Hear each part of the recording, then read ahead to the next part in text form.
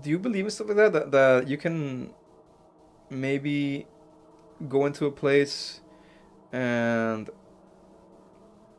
latch, or something in that place latches onto you rather? Yes. So I've gone to an abandoned hospital because we had heard it was haunted. I was like in high school. And, it was dark because it was night and we were in there and we would hear shit. But at the same time, I was worried what's going to happen to me. Like, I refuse to touch an Ouija board because of that. I refuse to learn how to do tarot cards. Mind you, that's my grandma did that. She could read cards, and I don't touch cards at all because I don't want to open that door. And I know that probably sounds crazy, but I do feel like you can allow something into your life that is not going to be good. Do you believe in that? I think so.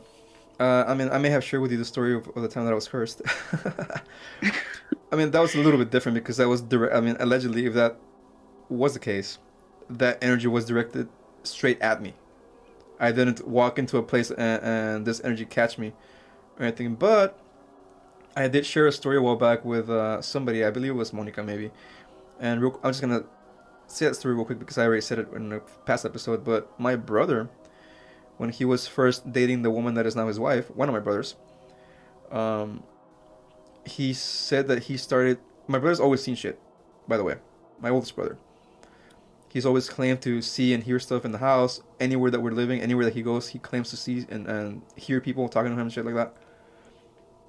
And so, in this specific case, he had been dating this girl that eventually married him for a few months, maybe. And Hmm. so they were hanging out, and then he said that he saw a woman looking at him. So they're hanging out and they're watching movies in a bedroom, whatever. And then he's like, "Let me go to the bathroom." So he gets up from the bed, whatever. And as he's walking towards the bathroom, that's in the room, mind you, in the bedroom, he says he sees a face of a lady kind of peering from the doorway, looking at him. And I'm getting chills just thinking about this. Yeah, I don't like this. Yeah. So long story short, it turns out that they went to this lady, and the lady told him that this spirit had latched onto my brother because she thought it was a lover of hers in a past life or something like that. But like, where was he that it got latched onto him? Like, I would want to know the who, what, where, when, why.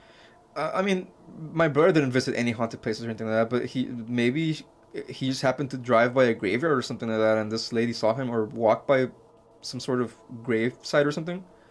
That's Hmm. what I'm guessing because I never found out where the exact details of this. But according to my brother, the lady told him that he had been targeted by this energy because this lady ghost thought that my brother was her lover in a past life or something like that. That's so weird. Did he make her, I'm sorry, did she make him do the whole like sana with the egg and then like throw it on the railroad track on one leg? I've never heard of that before, but I mean, it's because I guess everyone does things a little bit differently. You know, in his case, if I remember correctly, because this happened like 15 years ago, maybe longer. If I remember correctly, I think she told him to do a cleansing in the house with some herbs and some candles and stuff like that. And then after a couple times of doing that, he said he never saw her again. That's awesome. So, Yeah, I think especially in our culture, for some reason, everything tends to go to a curse. mhm. And it always ends up, or most of the time, it ends up with you either getting hit by ramas. My grandma used to do that shit. Yeah. She would like burn some, I don't know what she would burn.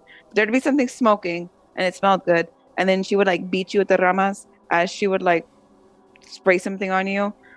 And then sometimes she would do the egg on you too. And then there'd be times like people that I know that have gone to curanderas, they tell them like they have to throw away the clothes that they wore on the specific day. And once they get the egg, they need to go throw it on a railroad track, but it has to face the east and they cannot ever drive by the railroad. It's crazy. These little, like these Wow. freaking things they send them on. I'm surprised you haven't heard of any of them. No, it's because every curandero has their own style of doing things. Yeah, true. because I've been to a couple in my life and they told me different things. But I mean, I had never heard of that throwing the egg in the railroad tracks. I mean, that's new to me. But I've heard of them. Yeah, the house cleansing with the herbs and the candles. That's one thing, and then the other thing is a ritual when you have to clean yourself with certain, I guess, Oils, potions and oils that you buy in the curandera shops, because there's a whole bunch of them in Mexico, mind you. the And hierberia ones. yeah, exactly. So you would go there and request specific lotions and potions, whatever, and bathe in them for a certain number of days, and then throw that water into a hole in the ground. I mean, a whole bunch of stuff like that. Hmm. It's a little bit too much to talk about in this. I mean, we can dedicate an entire episode to that, mind you, later on if you want. That would Uh, be so much fun. Ooh, I would love to go visit a tarot card reader. I've been wanting to get my uh, cards read, but I don't want to read cards. Let me know when you want to go, and we can go. Yes, I see a bunch of signs on the road that like only $5. So Uh huh.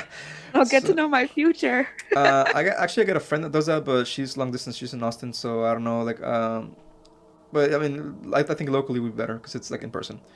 But Yeah, we can like take pictures of the place. yeah, for the podcast. So after this semi tangent that we went on, Yes. oh my god! But it's okay. It's a great conversation, and I happen to think the audience would probably enjoy it. But going back to the documentary stuff of Amityville, I mean, and still, I mean, I can always use this for the extras. Anyways, um,